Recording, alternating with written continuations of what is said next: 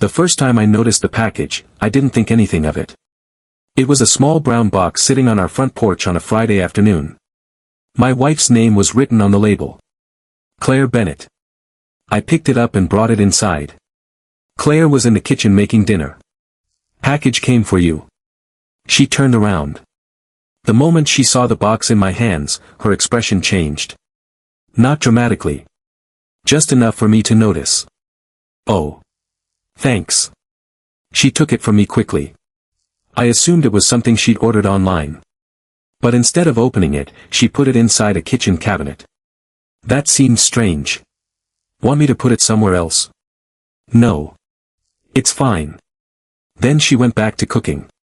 I didn't think about it again. Until the following Friday. Another package arrived.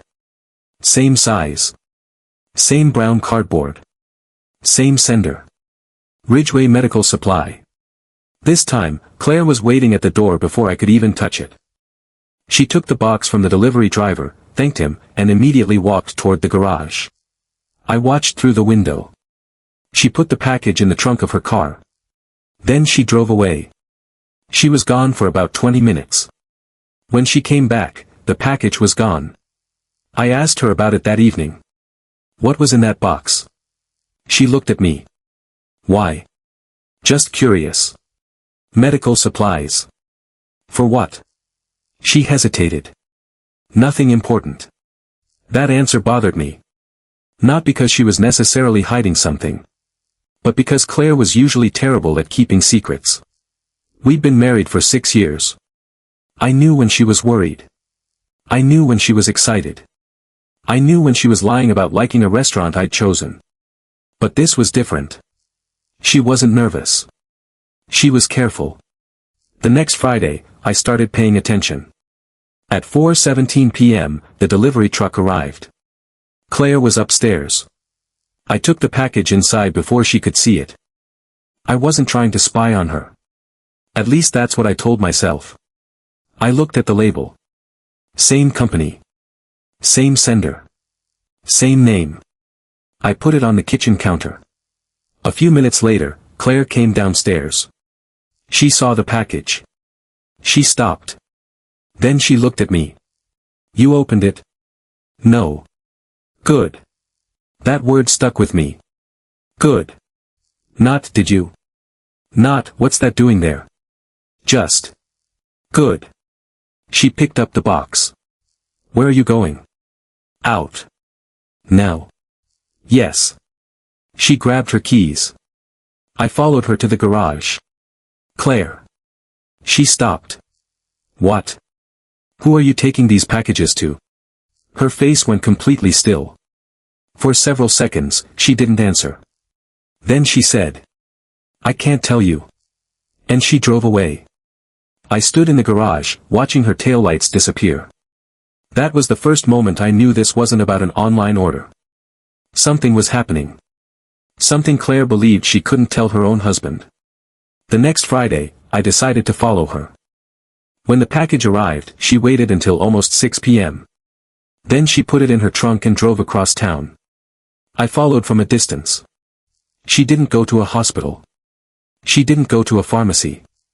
She drove to an older neighborhood on the east side of town. Then she stopped outside a small apartment building.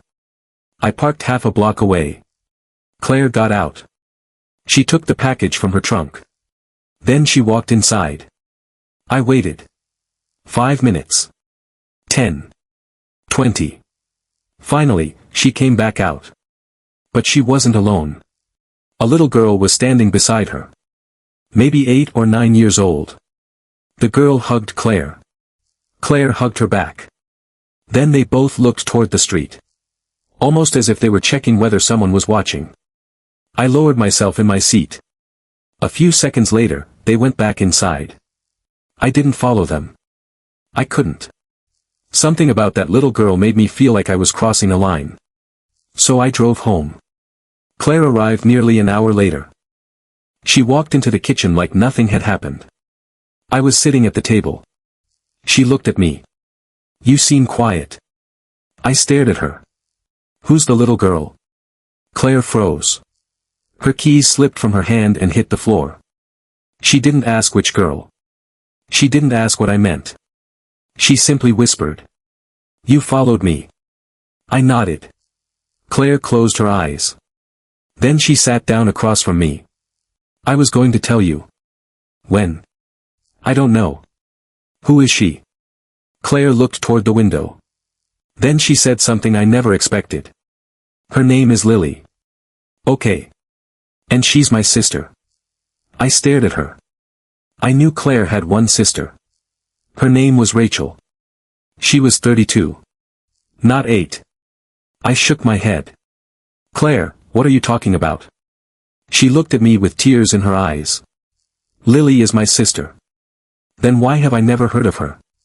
Claire didn't answer. Instead, she reached into her purse and pulled out a photograph. It showed a woman I'd never seen before holding the same little girl. On the back of the photograph was a date. And underneath it, 3 words. Please protect her. Claire looked at me. That's my sister Rachel. I stared at the photograph. Then I looked at Claire. If that's Rachel. She nodded. Lily is her daughter. I felt confused. Why is an 8-year-old living alone in an apartment? Claire's face changed. She isn't. Then who is she living with? Claire looked down at the photograph. And quietly said. That's what I've been trying to figure out. I couldn't sleep that night. Claire had told me Lily was her sister's daughter, but somehow that explanation only created more questions. If Lily was Rachel's daughter, where was Rachel? Why was Claire secretly bringing packages to her? And why had I never heard about any of this during 6 years of marriage? The next morning, I found Claire sitting alone at the kitchen table. She looked exhausted. I poured myself some coffee and sat across from her. Tell me everything. She didn't look up. I knew you'd ask. Then please don't make me drag it out of you. She took a deep breath. My sister Rachel got sick 2 years ago. What kind of sick? She had a serious heart condition. I waited. She needed treatment, but she didn't have insurance. Why didn't she tell us?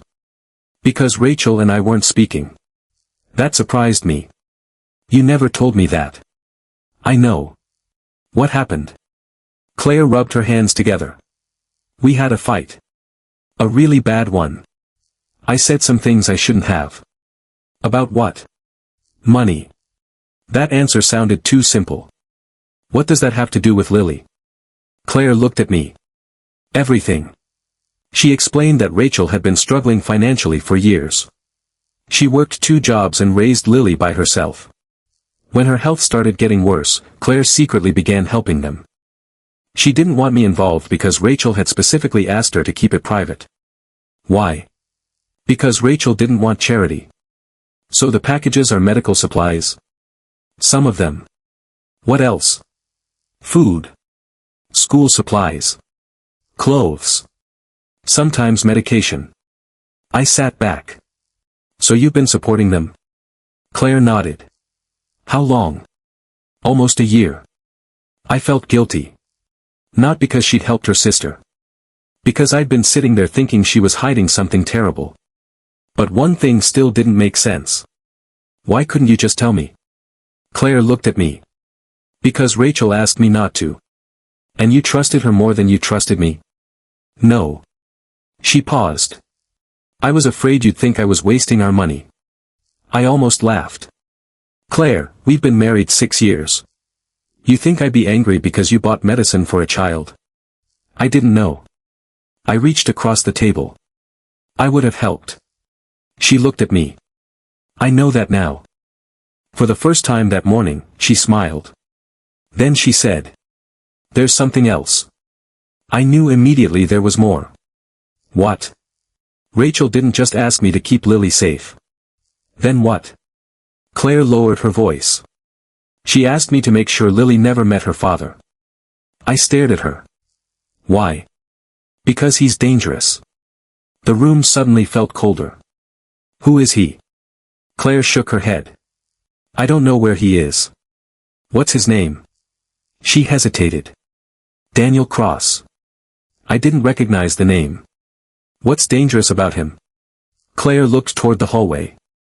Rachel said Daniel had been looking for Lily. Why? She wouldn't tell me. Claire, that's important. I know. Does he know where they live? I don't think so. You're not sure? She shook her head. No. That afternoon, Claire agreed to take me to see Lily. We drove to the apartment building together. This time, I didn't stay in the car. The building was old but clean. Claire knocked on apartment 3B. A few seconds later, the door opened. Lily stood there. She looked exactly like the little girl I'd seen the night before. But she seemed different now. Quieter. More cautious. She looked at me. Who's he? Claire smiled. This is my husband, Mark. Lily studied me for a moment. Then she asked. Are you going to help us too? The question caught me completely off guard. I think so. She nodded. Okay. We went inside. The apartment was small. There were children's drawings taped to the refrigerator. A few toys in the corner. And medication bottles lined up beside the kitchen sink. But something else caught my attention. There were 3 locks on the front door. I looked at Claire. She noticed.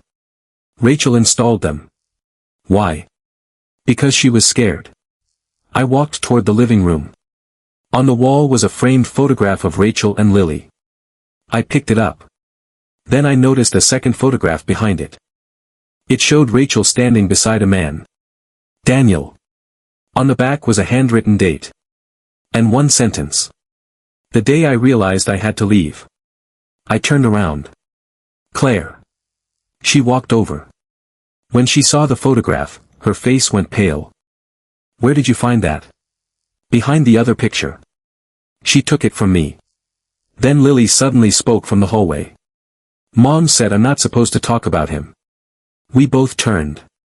Lily, Claire said gently, what did your mom tell you? The girl looked at me. Then at Claire. She said if a man named Daniel ever comes here, I should run. I felt a chill. Has he ever come here? Lily nodded. Once. When? She pointed toward the window. Last Friday. Claire's face went completely white. That's impossible. Lily shook her head. He stood outside. I looked at Claire. Last Friday? She nodded slowly. The same day I brought the package. Then Lily said something that made both of us freeze. He asked me where Aunt Claire lived. The moment Lily said those words, Claire stopped breathing for a second. He asked you where I lived? Lily nodded. What did you tell him? Nothing. Good girl. Claire crouched beside her. Did you see his face? Lily thought about it. He had a blue jacket. Anything else? He had a scar here. She touched the left side of her chin. Claire looked at me. I didn't need her to explain. She knew exactly who Lily was describing. Daniel Cross. The man she'd spent months trying to keep away from this little girl. I asked Lily one more question. Did he say why he wanted to find your aunt? Lily shook her head. He said he had something that belonged to her. What? I don't know. Claire stood. We need to leave. Now. Yes. She started gathering Lily's things. I helped without asking questions. Something about the situation had changed. This wasn't just a family disagreement anymore. Someone had actually been watching them. And now they knew where Claire lived. We took Lily to our house. Claire didn't want to, but I insisted. If Daniel knows about this apartment, he may know where you come every Friday. She looked at me. That's what I've been afraid of. That sentence stayed with me. Because it meant Claire had known this was possible. We got home just before sunset. I checked the windows. Locked the doors. Then I asked Claire to explain everything she knew about Daniel. She sat on the couch beside Lily. Rachel met him about 10 years ago. Where? At work. What did he do? Private security. That immediately made me uncomfortable. Security for who? Businesses. Wealthy clients. Sometimes celebrities. Then why was Rachel afraid of him? Claire looked at Lily. Because he became controlling. She explained that Daniel had convinced Rachel to move in with him. At first, everything seemed normal. Then he started monitoring her phone. He questioned where she went. He became angry when she talked to certain people. Eventually, Rachel left. She took Lily and disappeared. How did you find them? I didn't. Claire looked at me. Rachel contacted me. When? 2 years ago. After she got sick. Yes. Why didn't she go to the police? She did. And? Daniel wasn't charged. Why? Rachel couldn't prove enough. I looked toward Lily. She was sitting quietly on the floor, drawing something. Does Daniel have family? Not that I know of. What does he want with Lily? Claire shook her head. I don't know. Then my phone buzzed. Unknown number. One text. You shouldn't have brought the girl home. I showed Claire. Her face drained of color. How did they know? I looked toward the windows. I don't know. Another message arrived. She isn't safe with you. Then a third. Neither is Claire. I stood up. We're leaving. Where? Somewhere he can't easily find us. We took Lily to my brother's empty cabin outside town. It was an old place my family rarely used. No neighbors nearby. No obvious connection to Claire. For the first time that night, I thought we might have bought ourselves some time. But around midnight, Lily woke up crying. Claire went into the room. I followed. Lily was sitting on the bed, clutching an old stuffed rabbit. What happened? I asked. She pointed toward the window. I saw him. My stomach tightened. Who? Daniel. I looked outside. Nothing. Just trees and darkness. Are you sure? She nodded. He was standing by the road. I grabbed a flashlight. Claire stopped me. Don't go outside. Why? Because that's what he wants. I looked at her. She was right. We stayed inside until morning. At sunrise, I checked the area. There were no footprints near the cabin. No tire tracks that I could identify. Nothing. But when we returned to the house later that afternoon, I found something waiting on our front porch. A small brown package. Same size as the Friday packages. Same sender. Ridgeway Medical Supply. I looked at Claire. Did you order this? She shook her head. I didn't. I opened the box. Inside was a children's medical bracelet. And beneath it was a folded piece of paper. I opened it. There were only 7 words. Rachel didn't tell you the whole story. Claire stared at the message. What does that mean? I looked at the bracelet. There was a name engraved on it. Not Lily. Not Rachel. A different name. Evelyn Cross. I looked at Claire. Who is Evelyn Cross? She didn't answer. She couldn't. Because she had just realized something. The bracelet wasn't for Lily. It belonged to Daniel's daughter. And according to Claire, Daniel had never told anyone he had another child. I kept staring at the bracelet. Evelyn Cross. Claire looked just as confused as I was. Could it be a mistake? I asked. She shook her head. Daniel didn't have another child. Are you sure? Rachel would have told me. I turned the bracelet over. There was a small medical symbol engraved on the back. And underneath it, a number. I searched the number online. It belonged to a children's medical center about 40 miles away. I looked at Claire. Maybe that's where we start. We called the hospital. The receptionist couldn't give us any information about a patient. I understood that. So instead, I asked whether Evelyn Cross had ever been registered there. The woman paused. Then she said something that made my stomach tighten. We don't have a patient by that name. I thanked her and hung up. Claire looked at me. So we're back to nothing. Not exactly. I pointed at the bracelet. If the hospital doesn't know her, why was this made? We spent the next hour searching through everything Rachel had left behind. Old photographs. Medical records. School papers. Nothing. Then Lily walked into the room carrying a small box. This was Mom's. Claire took it. Where did you find it? Under her bed. Inside were old documents. Most were ordinary. But at the bottom was a folded piece of paper.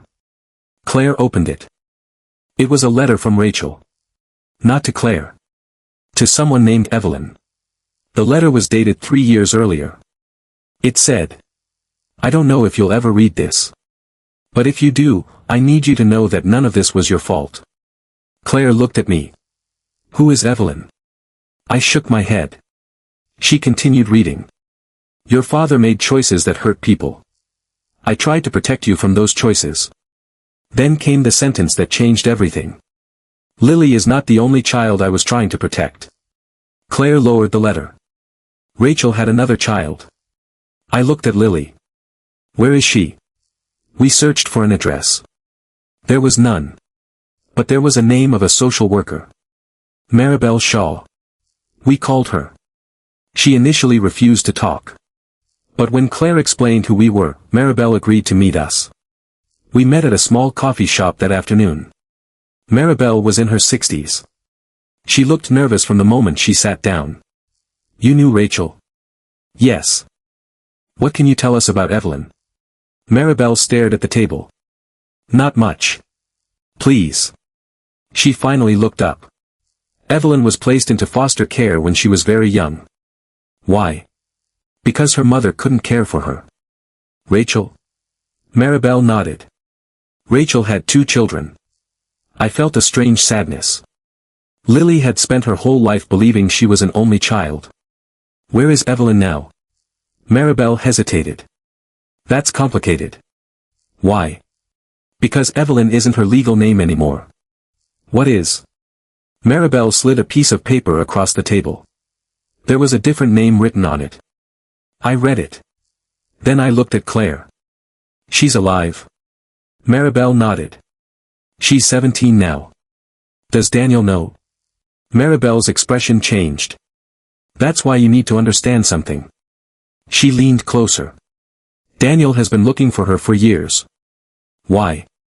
"Because Evelyn is the only person who can prove what happened." "What happened?" Maribel looked around the coffee shop before answering. Daniel wasn't just controlling Rachel. He had been involved in something much bigger. Years earlier, he had worked security for a private company that handled sensitive information for wealthy clients. Rachel had accidentally discovered that the company was collecting personal information on people without their knowledge. She had tried to report it. Daniel found out. And that's when everything changed. He threatened her. More than that. Maribel lowered her voice. He tried to convince Rachel that if she talked, her children would be taken away.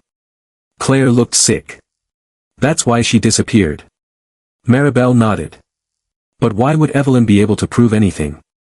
Because when she was 6 years old, she saw something she wasn't supposed to see. What? Maribel didn't answer. Instead, she looked directly at me. Something involving Daniel. I suddenly remembered the messages. "She isn't safe with you." Maybe they weren't talking about Lily. Maybe they were talking about Evelyn. I looked at Claire. "Where is Evelyn now?" Maribel shook her head. "I don't know. But you said she's 17. She was. Was? Maribel's eyes filled with concern. The last time I heard from her was 8 months ago. What happened? She disappeared. The words hit hard.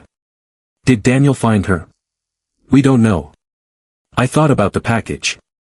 The bracelet. The letter. Someone wanted us to find Evelyn.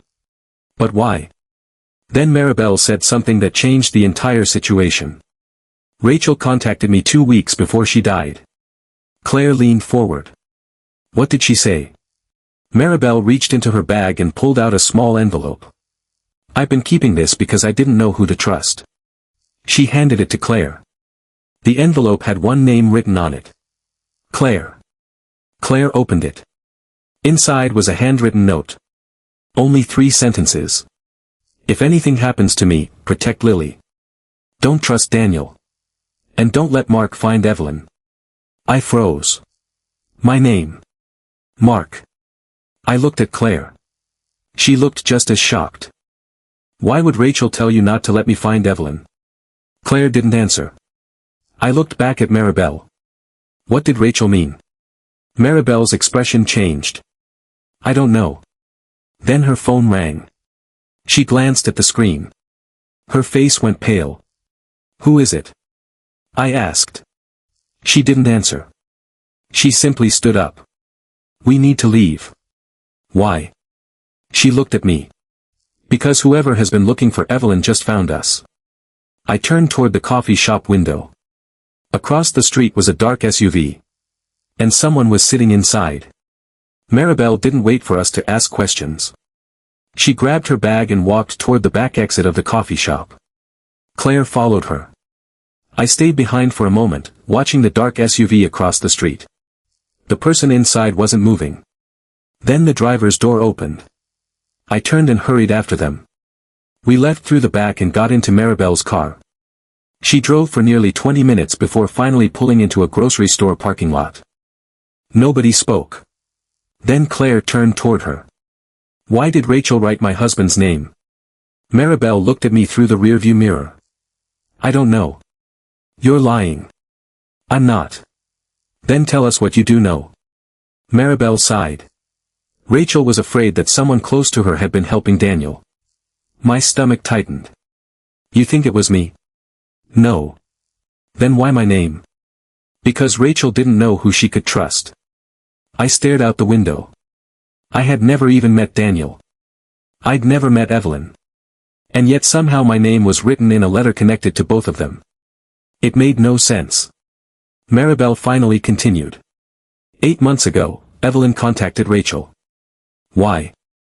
She had found something. What? A recording. Of Daniel? Maribel nodded. Evelyn had secretly recorded a conversation between Daniel and one of his former employers.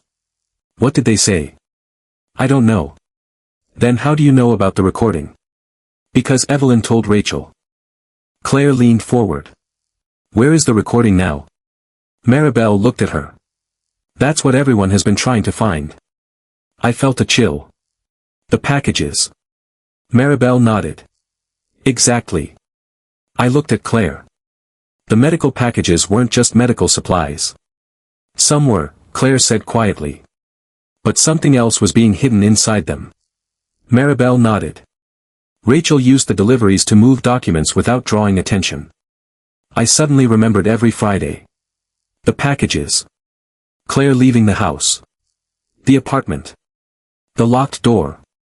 Everything had been part of something much bigger. Where did the packages go after Rachel died? Claire answered. I kept taking them to the apartment. Why? Because Rachel asked me to continue. Even after she died. She left instructions. I looked at her. Instructions for what? Claire reached into her purse. She pulled out her phone. There was a note saved inside. Rachel had sent it months before her death. It contained a list of dates. Every Friday for 6 months. Next to each date was a short code. I recognized the dates immediately. They were the dates Claire had received the packages. What are these codes? We don't know. I took a photograph of the screen. Then I noticed something. The codes weren't random. They matched addresses. Different addresses. Across the city. Rachel was moving people.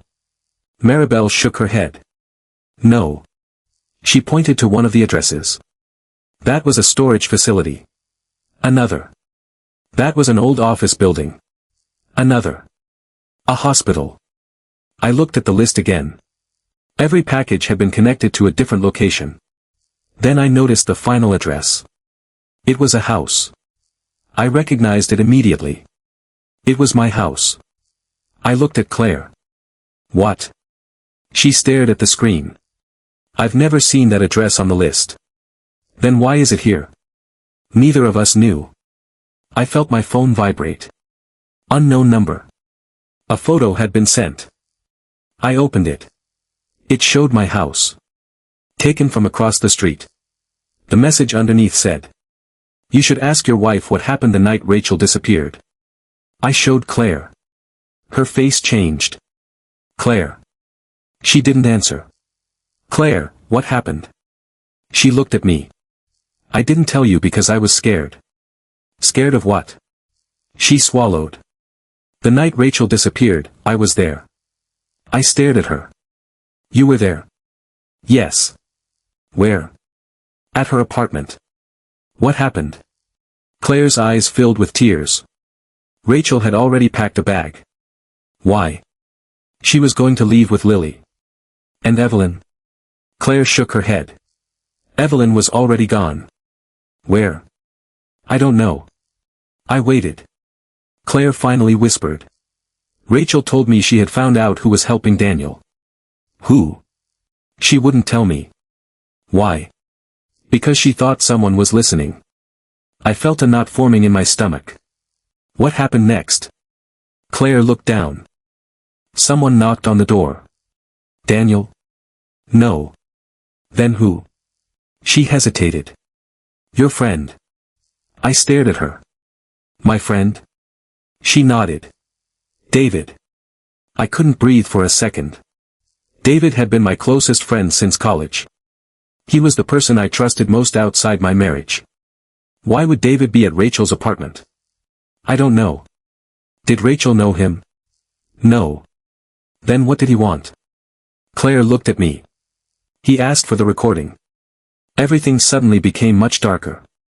David had known about Rachel. He had known about the packages.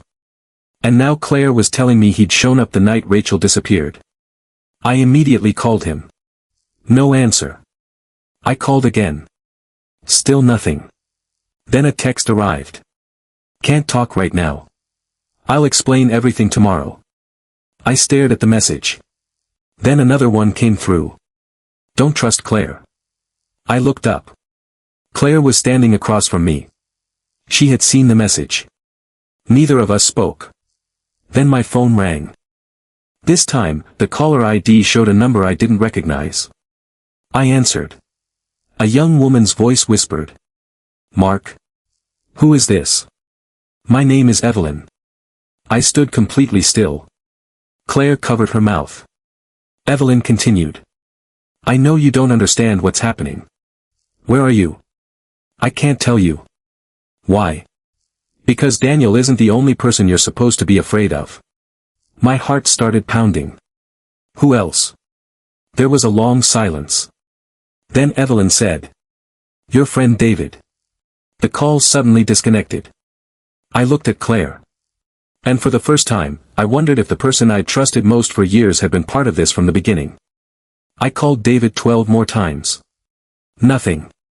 By midnight, I had stopped expecting him to answer. Claire sat across from me at the kitchen table, staring at the phone. You believe Evelyn? I don't know. You think David is involved? I don't know that either. Then what do you know? I looked at her. I know someone has been lying to me. She looked away. For the first time since this began, I wasn't sure whether that person was David, Claire, or someone else entirely. The next morning, I went to David's house. His car was gone. The front door was locked. I called again. This time, he answered. Mark. Where are you? Out of town. Why? Silence. Then he said. We need to talk in person. Fine. Where? He gave me an address. An abandoned warehouse on the edge of the city. I knew immediately that something was wrong. But I went anyway. When I arrived, David was standing beside an old pickup truck. He looked exhausted. He had barely slept.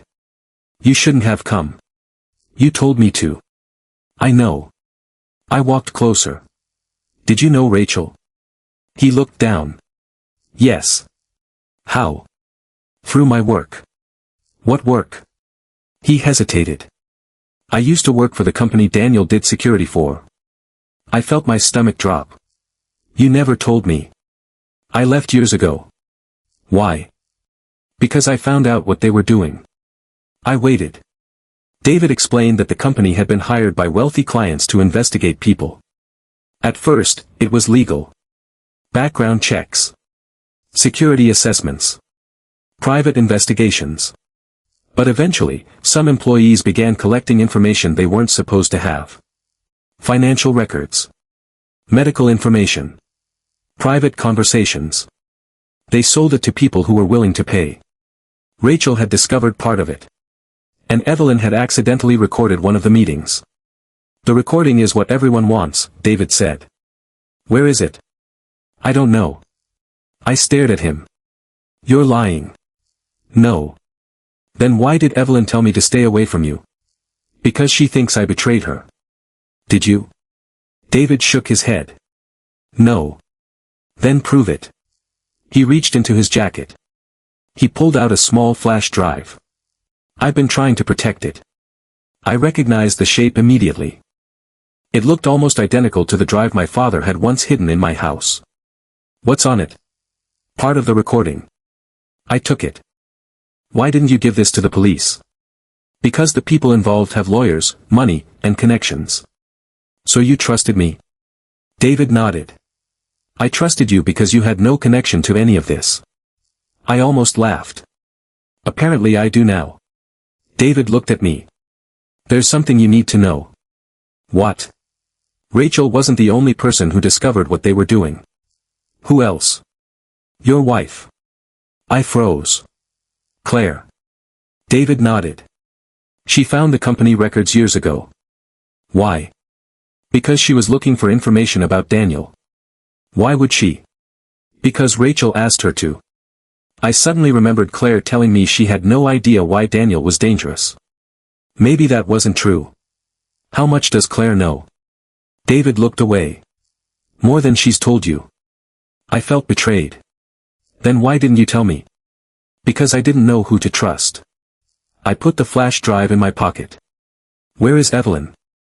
David's expression changed. She's safe. Where? I can't tell you. David. I promised her. I stepped closer. She's 17. She's scared. She called me because she doesn't trust anyone. I know. Then help me. David looked at me for a long moment. Finally, he gave me an address. Don't go there alone. Why? Because Daniel is looking for her. I drove back to the house.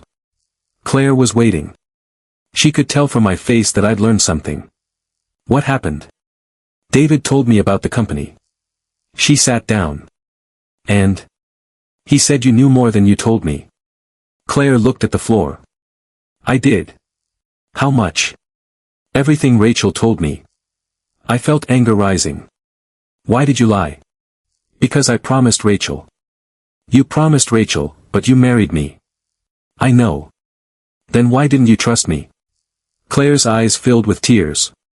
Because I was afraid that if I told you, you'd become involved. I stared at her. I already am. She nodded. I know. Then she reached into a drawer. She pulled out another envelope. I should have given you this months ago. I opened it. Inside was a photograph. It showed Rachel. David.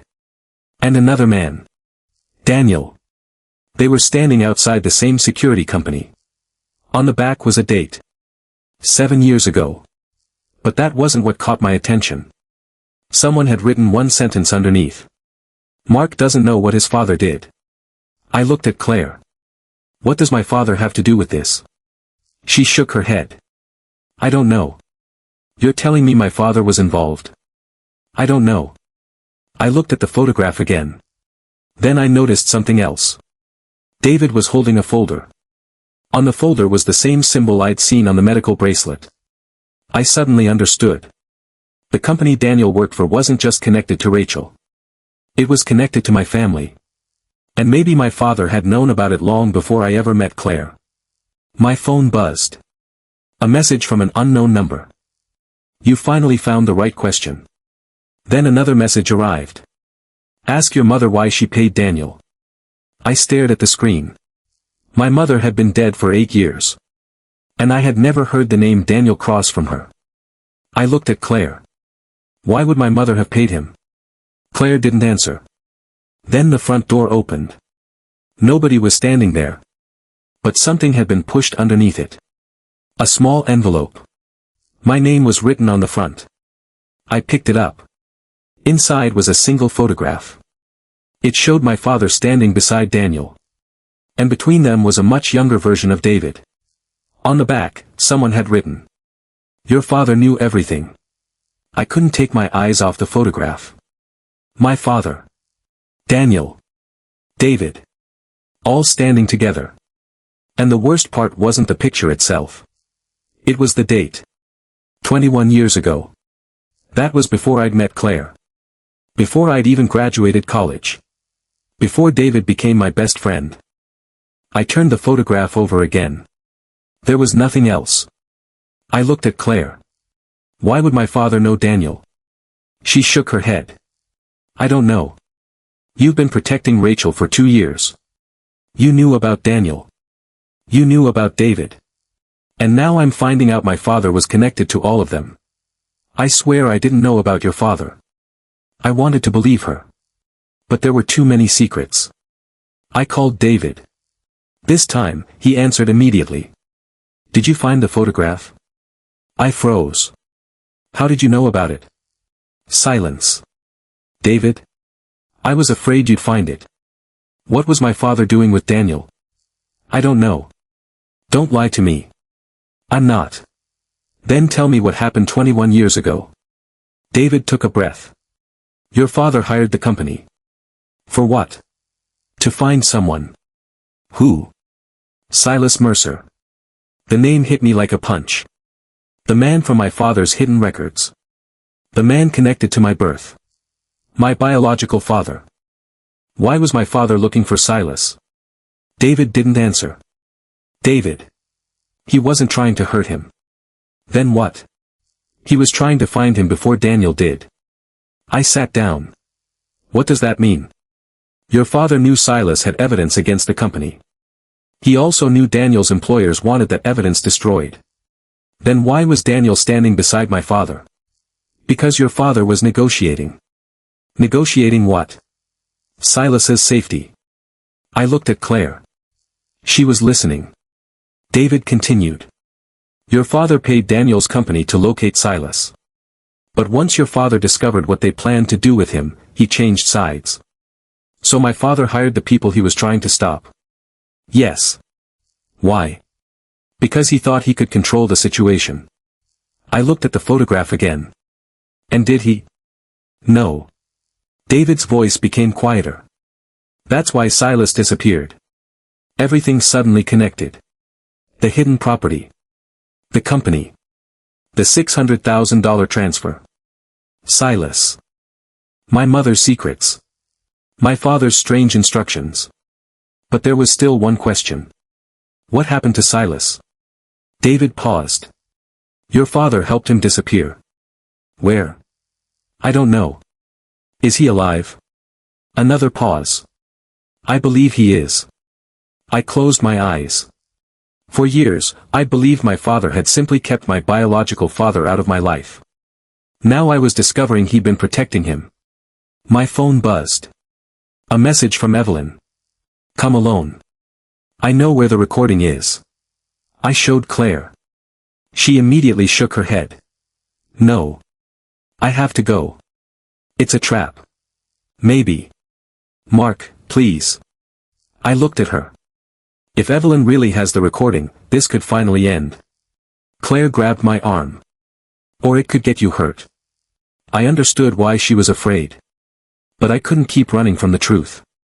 I drove to the location Evelyn had sent. An old public park near the river. I arrived just before sunset. Nobody was there. I waited. 10 minutes. Then I saw a girl walking toward me. 17 years old. Dark hoodie. Backpack. She stopped several feet away. Your Mark? Yes. She looked around. Are you alone? Yes. She studied me. Then she pulled a small recording device from her backpack. This is what everyone wants. What's on it? My father. And someone else. Yes. Who? She looked directly at me. Your father. My stomach dropped. My father? She nodded. They knew each other. How? I don't know. She handed me the recorder. I pressed play. At first, there was only static. Then Daniel's voice. We can't keep doing this. My father's voice answered. I know. Daniel said something about Silas. Then my father spoke again. If anything happens to him, the evidence goes public. Daniel laughed. You think you can threaten us? My father's voice became firm. I'm not threatening you. A pause. I'm warning you. Then another voice entered the recording. David. I stopped the playback. I looked at Evelyn. Why is David there? She shook her head. Keep listening. I pressed play again. David said. Everett, there's another problem. My father asked. What? David answered. Your son. The recording went silent for several seconds. Then my father said something that made my entire body go cold. Mason can never know about Silas. I stopped the recording. I couldn't breathe. Evelyn looked at me. That's why your father kept everything hidden. I stared at the recorder. Then I noticed something. The recording wasn't finished. There were several more minutes. I pressed play. My father's voice returned. If they ever come after Mason, take him to the house. David asked. Which house? My father gave an address. I recognized it immediately. The old house from the hidden company records. The property where my mother had once lived. Then my father said. Everything he needs to know is there. The recording ended. I looked at Evelyn. Why did you bring this to me? She looked toward the road. Because Rachel told me that one day you'd need to hear it. Rachel knew about my father. She knew enough. Where is she now? Evelyn's face changed. Mark. What? Rachel isn't dead. I stared at her. What did you say? She disappeared because she was hiding. From Daniel? From everyone. My heart started pounding. Where is she? Evelyn looked behind me. Then she whispered. She's been waiting for you. I turned around. An older woman stood near the trees. She was thinner than I remembered from the photographs. Her hair was shorter. But I recognized her immediately. Rachel. Claire's sister. Lily's mother. The woman we'd all believed was dead. She looked at me. Then she said. Your father promised me you'd come. I couldn't move. Rachel walked closer. There isn't much time. Why? She looked toward the road. Because Daniel knows you're here. Then her expression changed. And he's not the person you should be afraid of. I looked at her. Then who? Rachel glanced at the recorder in my hand. Someone who has been inside your house. Rachel's words stayed with me. Someone who has been inside your house. I looked at Evelyn. Then at Rachel. Who? Rachel shook her head. I need you to hear the whole story first. We drove to a small house outside the city. Claire was waiting there. The moment she saw Rachel walk through the door, she froze. For several seconds, neither sister spoke. Then Claire started crying. You let me believe you were dead. Rachel hugged her. I had to. Why? Because Daniel wasn't looking for me anymore. She looked at me. He was looking for what I had. The recording? Part of it. Rachel explained everything. She had discovered that Daniel's former company had been collecting private information on hundreds of people. Her first attempt to expose them failed. Then she discovered that my father had also been investigating the company. Everett had hired Daniel's firm years earlier because he was searching for Silas. But when he discovered what the company was really doing, he turned against them. That's when my father became a target too. Then why did you disappear? I asked. Because Daniel found out I had evidence. And Lily? She was the easiest way to control me. Rachel had arranged for Lily to stay hidden while Claire continued bringing her the weekly packages. The packages weren't just supplies. They also contained pieces of evidence. Rachel had been rebuilding the case slowly. But she couldn't trust anyone. Not even the people closest to her. Then I remembered what she'd said. Someone has been inside my house. Rachel nodded. Your friend David wasn't the one watching you. Then who? She looked at Claire. Someone connected to your family. Claire looked confused. Who? Rachel reached into her bag and pulled out several photographs. One showed a man entering my house. Another showed him talking to someone outside. I recognized the man immediately. My stomach dropped. It was Daniel's former employer, Graham Vale. But that wasn't the worst part. In the final photograph, Graham was standing beside someone else. My mother. I stared at the picture. When was this taken? 20 years ago. I felt dizzy. My mother knew him. Yes. How? Rachel looked at me. Your mother was one of the first people to discover what the company was doing. I couldn't believe it. Then why didn't she tell me? Because she was protecting you. Everything my father had done suddenly made sense. The secrets. The hidden records. The strange warnings. The people he had trusted. My parents had both been trying to keep me away from the same danger. Then Rachel handed me one final document. It was a letter from my mother. It was written shortly before she died. Mason. If you're reading this, then the people we feared have probably found you. Your father and I spent years trying to keep you away from this. Silas is your biological father, but Everett chose to be your dad. Never confuse the two. The company, the properties, and the money were never meant to make you rich. They were built to protect the people who helped us expose the truth. Then came the part one wasn't expecting. David was never working against you. I looked at Rachel. She nodded. David helped your father protect the evidence. The whole time? Yes. Then why did he disappear? Because Daniel's people were watching him. I remembered the photograph. The messages. The warnings. I'd spent days suspecting the wrong person. Then I realized something else. Who sent me the first package? Rachel smiled sadly. I did. You. I needed you to start asking questions. And the messages? Mostly me. I looked at Claire. She knew about some of it. Not all. The weekly packages had been a trail. A way to bring me toward the truth without putting everything in one place. I sat quietly for a moment. Then I asked the question that mattered most. Where is Daniel now? Rachel looked at me. He's gone. Where? Police arrested him yesterday. I stared at her. How? Evelyn pulled out her phone. The recording. The recording we'd heard contained enough evidence to reopen the investigation. Several people connected to the company had already been questioned. The private network that had operated for years was finally being exposed. But there was still one thing I didn't understand. Why did my father leave everything to me?